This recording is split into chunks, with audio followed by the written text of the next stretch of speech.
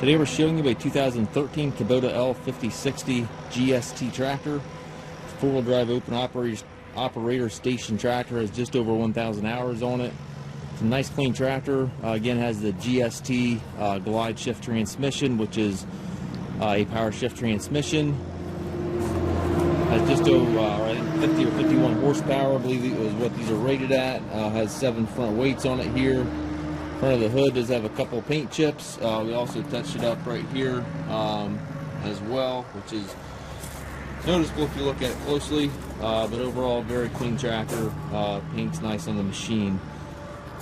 Tires are in good shape. Has good tires up front here, and the backs also are in good shape.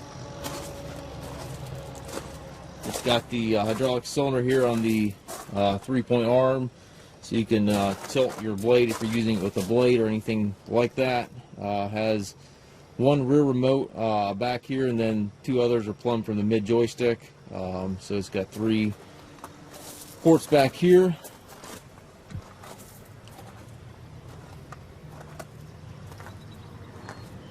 It's a nice clean tractor.